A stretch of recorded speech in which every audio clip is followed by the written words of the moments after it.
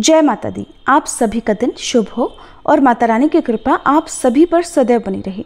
आज आषाढ़ गुप्त नवरात्रि का चौथा दिन है और आज माँ कुष्मांडा और महाविद्या माँ भुवनेश्वरी की पूजा की जाती है। कथाएं सुनने से पहले जान लेते हैं आज के पंचांग के बारे में। आज दिनांक है 29 जून और दिन है रविवार। आज आषाढ़ शुक्ल पक्ष का चौथा दिन है। चतुर्थी तिथि सुबह 9:14 पर समाप्त होगी। इसके बाद में पंचमी तिथि प्रारंभ हो जाएगी। ब्रह्म मुहूर्त सुबह 4:12 से 5 बजे तक रहेगा। सूर्योदय होगा सुबह 5:48 पर और सूर्यास्त शाम 7:12 पर। आज राहु काल शाम 4:30 से 6 बजे तक रहेगा। अभिजीत मुहूर्त दोपहर 12:03 से 12:57 तक रहेगा और आज वज्र योग शाम 5:59 तक रहेगा। बाद में सिद्धि योग प्रारंभ हो जाएगा। अब सुनिए आज की कथाएं। गुप्त नवरात्रि में साधक माँ भगवती के 9 रूपों के साथ साथ 10 महाविद्याओं की भी पूजा करते हैं। खास तौर पर जो लोग तंत्र साधना करते हैं वे गोपनीय तरीके से गुप्त नवरात्रि में 10 महाविद्याओं की पूजा करते हैं और गुप्त नवरात्रि के चौथे दिन महाविद्या भुवनेश्वरी की पूजा की जाती है। माँ भुवनेश्वरी 10 महाविद्याओं में चतुर्थ स्वरूप विद्या मानी जाती है। माँ भुवनेश्वरी को तीनों लोकों की ईश्वरी माना जाता है। माँ भुवनेश्वरी साक्षात पूरे संसार को धारण करती हैं और इसका पालन पोषण करती हैं। माँ भुवनेश्वरी को जगत माता और जगत धात्री के नाम से भी पुकारा जाता है। माँ भुवनेश्वरी आकाश, वायु, पृथ्वी, अग्नि और जल का निर्माण करती हैं। शास्त्रों में माँ भुवनेश्वरी को मूल प्रकृति कहते हैं। शास्त्रों में वर्णन मिलता है कि माँ भुवनेश्वरी भगवान शिव के वाम भाग में सदैव विराजमान रहती हैं और इनकी पूजा करने से अपार ऐश्वर्य की प्राप्ति होती है।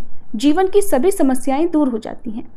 माँ भुवनेश्वरी की पूजा करने वाले भक्तों की सभी मनोकामनाएं बहुत शीघ्र पूरी हो जाती हैं।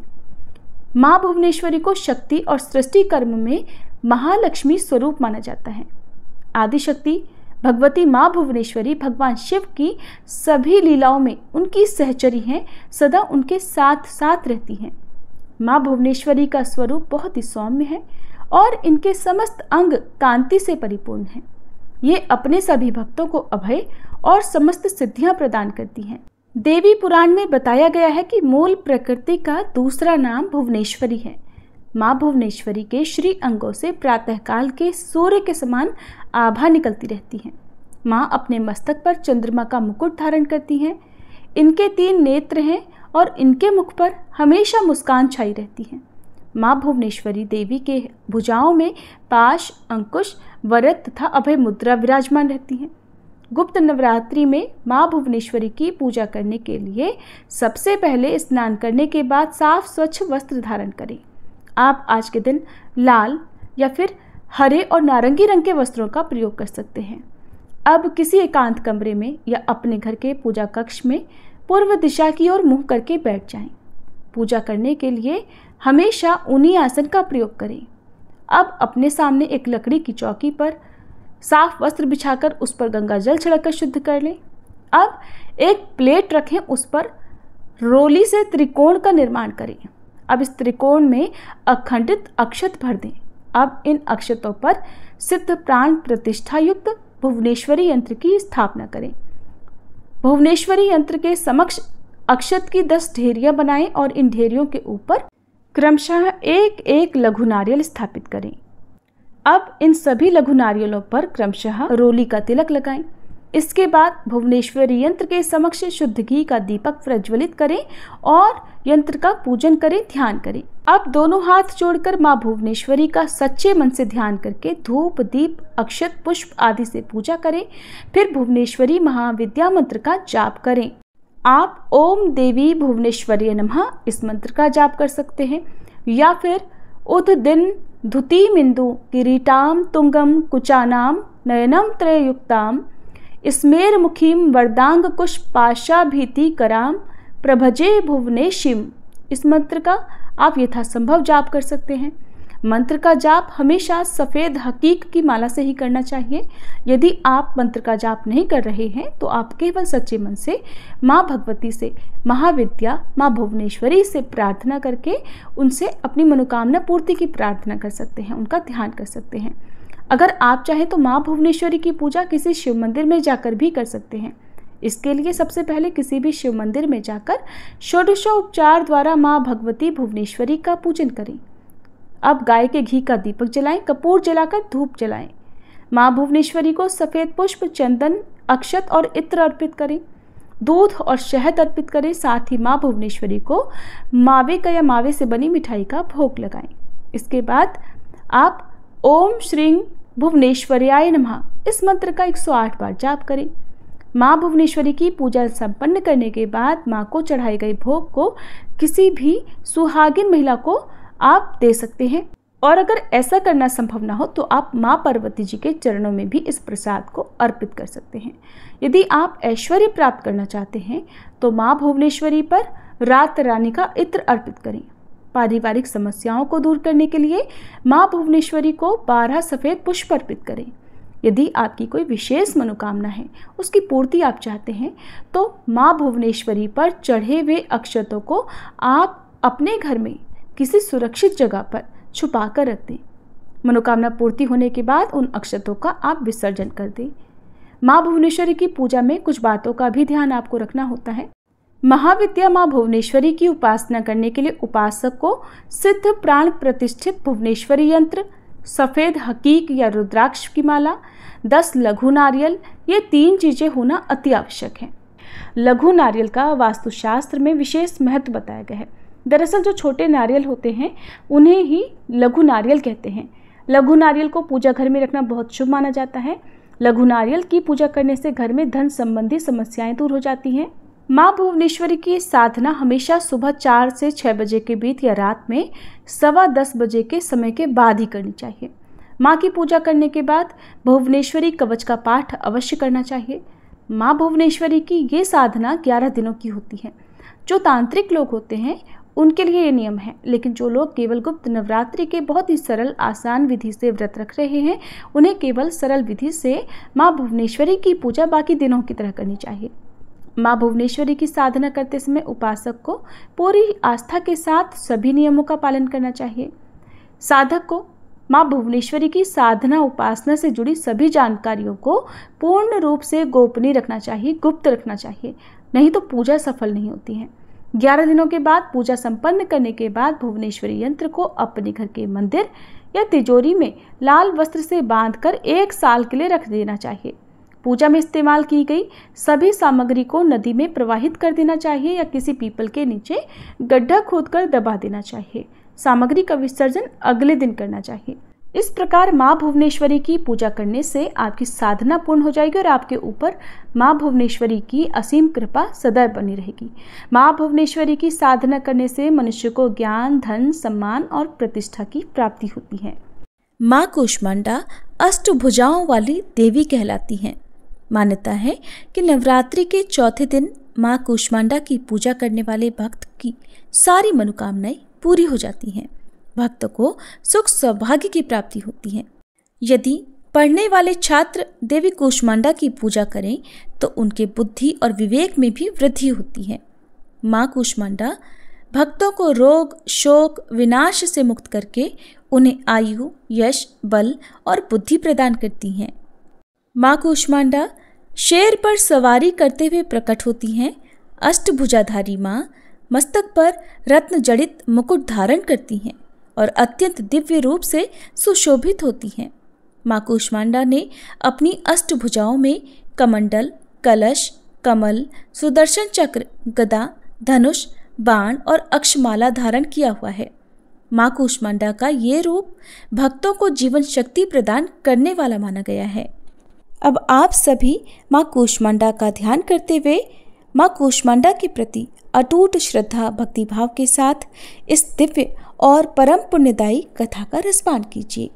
सभी मिलकर प्रेम से बोलिए कूष्मांडा माता की जय। किसी देश में सुशील नाम का एक निर्धन ब्राह्मण रहा करता था। हर दिन मिलने वाली भिक्षा से ही वह अपने परिवार का पेट पालता था।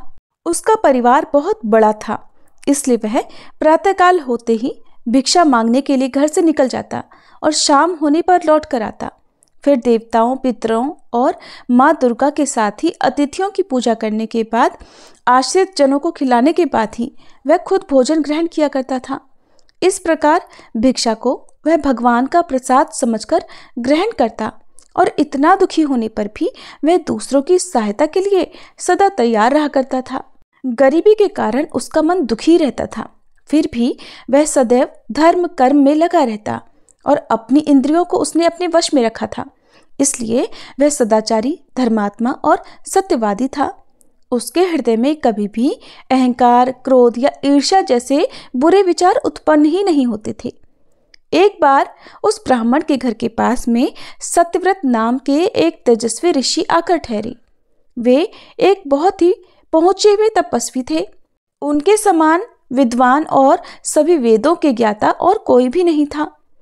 जल्दी ही बहुत सारे लोग उनके दर्शन करने के लिए आने लगे। उस ब्राह्मण के मन में भी तपस्वी से मिलने की इच्छा जागी और वह भी उनकी सेवा में उपस्थित हो गया। महर्षि सत्यव्रत को प्रणाम करके वह ब्राह्मण कहने लगा, हे ऋषिवर, आपकी बुद्धि अत्यंत विलक्षण है और आप अनेक शास्त्रों, विद्याओं और मंत्रों के जानने वाले हैं। मैं एक निर्धन, दरिद्र और बेसहारा ब्राह्मण हूँ। कृपया मुझे बताइए ऋषिवर कि मेरी दरिद्रता, मेरी गरीबी, मेरा दुख किस प्रकार दूर हो सकते हैं। ब्राह्मण ने कहा कि मुनिवर, आपसे यह पूछने के पीछे मेरा उद्देश्य केवल यही है कि मुझ में अपने परिवार का भरण पोषण करने की शक्ति आ जाए। धन के अभाव के कारण मैं उन्हें पर्याप्त रूप से सुख सुविधाएं नहीं दे पा रहा हूँ। हे दयानिधे, तप, दान, व्रत, मंत्र या कोई ऐसा जप, कोई ऐसा उपाय बताइए जिससे मैं अपने परिवार का पेट अच्छी तरह भर सकूं और उन्हें सारी सुख सुविधाएं भी दे सकूं। मेरी बस इतनी ही इच्छा है कि मेरा परिवार सुखी हो जाए। प्रिय श्रोताओं, महर्षि सत्यव्रत ने सुशील ब्राह्मण को भगवती दुर्गा की महिमा बताते हुए नवरात्रि व्रत करने की सलाह दी। महर्षि सत्यव्रत ने उस ब्राह्मण से कहा, हे ब्राह्मण, अब मैं तुम्हें माता कूष्मांडा की कथा सुनाता हूँ। तुम भी अच्छे से मन लगाकर और पवित्र मन से, श्रद्धा भक्ति भाव से इस कथा को सुनो। इस कथा को सुनने मात्र से व्यक्ति की अनेक प्रकार की बीमारियों का, अनेकों दुखों का नाश हो जाता है। उसे सद्बुद्धि मिलती है और सुख समृद्धि की प्राप्ति होती है और उसके मन में माता के प्रति अटल भक्ति भी जागती है। ये उस समय की बात है जब संपूर्ण ब्रह्मांड अंधकार से भरे हुए एक शून्य के समान लग रहा था, लेकिन फिर दिव्य प्रकाश की एक किरण चारों ओर फैली। अंधेरा उजाले में बदल गया। अब उस प्रकाश की कोई सीमा नहीं थी। देखते ही देखते वह दिव्य प्रकाश एक दिव्य नारी के रूप में बदल गया। वह और कोई नहीं बल्कि स्वयं देवी कूष्मांडा थी। अपनी मंद हल्की हंसी के साथ अंड यानी ब्रह्मांड को उत्पन्न करने के कारण इन देवी को कूष्मांडा नाम से पुकारा गया और देवी कूष्मांडा के मुख की मुस्कान के कारण ब्रह्मांड का जन्म हुआ। हे ब्राह्मण, उन्होंने ही पृथ्वी, सभी ग्रहों, चंद्र, सूर्य, तारे और आकाश गंगा को अस्तित्व में लाया।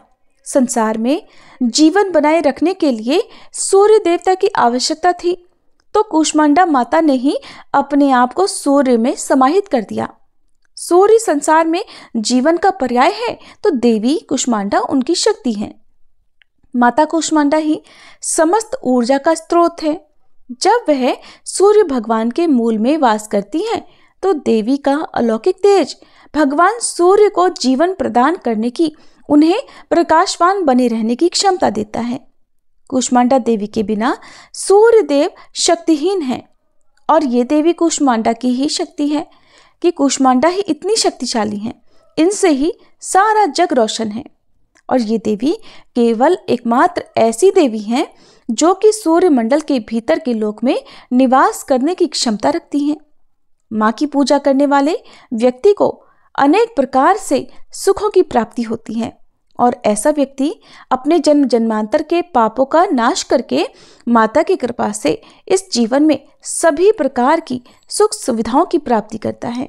महर्षि ने आगे कहा, हे ब्राह्मण, माता कूष्मांडा की स्तुति करने से आयु, यश, बुद्धि और बल में वृद्धि होती है साथ ही सभी रोगों से मुक्ति मिलती है, दरिद्रता दूर होती है, सभी तरह की नकारात्मक शक्तियां दूर हो जाती हैं और हर प्रकार की समस्याओं का समाधान भी माँ की कृपा से आसानी से मिल जाता है। इनकी पूजा करने से सुख, समृद्धि और उन्नति मिलती है। दुख, विपत्ति और कष्ट से मुक्ति मिल जाती है।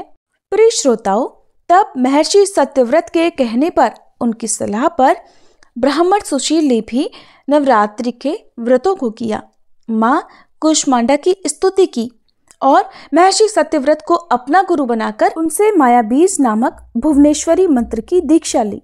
इसके बाद नवरात्रि के व्रत रखकर उस मंत्र का सुशील ब्राह्मण ने नियमित रूप से जप आरंभ कर दिया।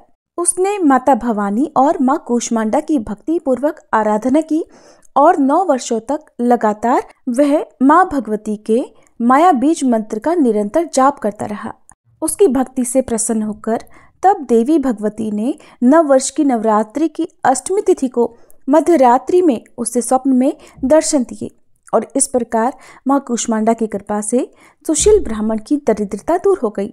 माँ भगवती की कृपा से उसके घर में सुख और समृद्धि के भंडार भर गए।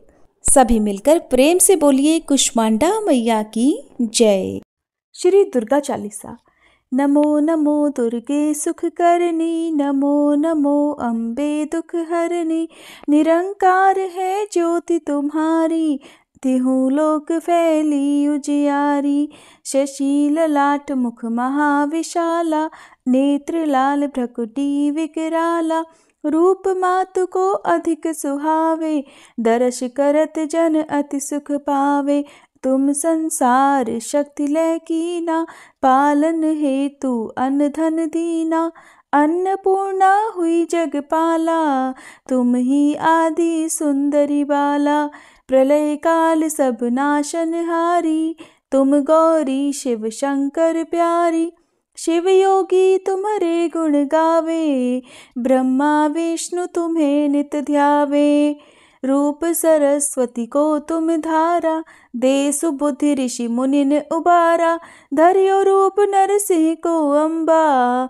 प्रगट भई फाड़ कर खम्बा, रक्षा करी प्रहलाद बचायो, हिरणाकुश को स्वर्ग पठायो, लक्ष्मी रूप धरो जग माही, श्री नारायण अंग समाही, क्षीर सिंधु में करत विलासा, दया सिंधु दीजय मन आसा, हिंगलाज में तुम ही भवानी, महिमा अमित न जात बखानी, मातंगी अरुधु मावती माता, भुवनेश्वरी बगला सुखदाता, श्री भैरव तारा जगतारिणी, छिन्न भाल भव दुख निवारिणी, के हरिवाहन सोह भवानी, लांगुर वीर चलत अगवानी, कर में खप्पर खड्ग विराजे, जाको देख काल डर भाजे, सोहे अस्त्र और त्रिशूला, जाते उठत शत्रु ही शूला, नगर कोटि में तुम ही विराजत, तिहु लोक में डंका बाजत, शुंभ निशुंभ दानव तुम मारे, रक्त बीज शंखन संहारे, महिषासुर नृप अति अभिमानी, जहि अघभार मही अकुलानी, रूप कराल कालिका धारा, सेन सहित तुम तिहि संहारा, परिगाढ़ संतन पर जब जब, भई सहाय मातु तुम तब तब, अमरपुरी अरुबा सब लोका, तब महिमा सब रहे अशोका, ज्वाला में है ज्योति तुम्हारी, तुम्हें सदा पूजे नर नारी, प्रेम भक्ति से जो जस गावे, दुख दारिद्र निकट नहीं आवे, ध्यावे तुम्हें जो नर मन लाई, जन्म मरण ताको छुट जाई, जोगी सुर मुनि कहत पुकारी, योग न हो बिन शक्ति तुम्हारी, शंकर आज रज तप कीनो, काम अरु क्रोध जीत सब लीनो, निषदन ध्यान धरो शंकर को, काहु काल नहीं सुमिरो तुमको, शक्ति रूप को मरम न पायो, शक्ति गई तब मन पछतायो, शरणागत हुई कीर्ति बखानी, जय जय जय जगदम्ब भवानी, भई प्रसन्न आदि जगदम्बा, दई शक्ति नहीं कीन विलंबा, मोको मातु कष्ट अति घेरो, तुम बिन कौन हरे दुख मेरो। आशा तृष्णा निपट सतावे, मोह मदाधिक सब विनशावे। शत्रुनाश की जय महारानी, सुमिरो इक चित तुम्हें भवानी। करो कृपा है मातु दयाला, रिद्धि सिद्धि दे करहु निहाला। जब लग जीऊँ दया फल पाऊँ, तुमरो यश मैं सदा सुनाऊँ। दुर्गा चालीसा जो कोई गावे, सब सुख भोग परम पद पावे। श्री दुर्गा चालीसा समाप्त। जय अम्बे गौरी मैया जय श्यामा गौरी, तुमको निश दिन ध्यावत, मैया जी को सब दिन मनावत। हरि ब्रह्मा शिवरी जय अम्बे गौरी, मांग सिंदूर विराजत, टीको मृग मद को, मैया टीको मृग मद को। उज्ज्वल से दो नैना, निर्मल से दो नैना, चंद्र वदननी को। जय अम्बे गौरी, कनक समान कलेवर, रक्तांबर राजे, मैया रक्तांबर राजे। रक्त पुष्प गलमाला, लाल पुष्प गलमाला, कंठन पर साजे। जय अम्बे गौरी, के हरिवाहन राजत, खड्ग खपर धारी, मैया खड्ग खपर धारी। सुर नर मुनि जन सेवत, सुर नर मुनि जन सेवत, तिनके दुख हारी। जय अम्बे गौरी, कानन कुंडल शोभित, नासाग्रे मोती, मैया नासाग्रे मोती। कोटिक चंद्र दिवाकर, कोटिक चंद्र दिवाकर, राजत समज्योति। जय अम्बे गौरी, शुंभ निशुंभ विदारे, महिषासुर घाती, मैया महिषासुर घाती। धूम्र विलोचन नैना, मधुर विलोचन नैना, निश दिन मदमाती। जय अम्बे गौरी, चंड मुंड संहारे, शोणित बीज हरे, मैया शोणित बीज हरे। मधु कैटभ दो मारे, मधु कैटभ दो मारे, सुर भयहीन करे। जय अम्बे गौरी, ब्रह्माणी रुद्राणी, तुम कमला रानी, मैया तुम कमला रानी। आगम निगम बखानी, तुम शिव पट रानी। जय अम्बे गौरी, 64 योगिनी मंगल गावत, नृत्य करत भैरू, मैया नृत्य करत भैरू। बाजत ताल मृदंगा, बाजत ढोल मृदंगा, अरु बाजत डमरू। जय अम्बे गौरी, तुम ही जग की माता, तुम ही हो भरता, मैया तुम ही हो भरता। भक्तन की दुख हरता, भक्तन की दुख हरता, सुख संपत्ति करता। जय अम्बे गौरी, भुजाचार अति शोभित, वर मुद्राधारी, मैया वर मुद्राधारी। मन वांछित फल पावत, मन इच्छा फल पावत, सेवत नर नारी। जय अम्बे गौरी, कंचन थाल विराजत, अगर कपूर बाती, मैया अगर कपूर बाती। श्रीमाल के तुम्हें राजत, श्रीमाल के तुम्हें राजत, कोटि रतन ज्योति। जय अम्बे गौरी, श्री अम्बे जी की आरती, जो कोई नर गावे, मैया जो कोई नर गावे। कहते शिवानंद स्वामी, रटते भोलानंद स्वामी, सुख संपत्ति पावे। जय अम्बे गौरी, जय अम्बे गौरी, मैया जय श्यामा गौरी। तुमको निश दिन ध्यावत, मैया जी को सब दिन मनावत, हरि ब्रह्मा शिवरी, जय अम्बे गौरी।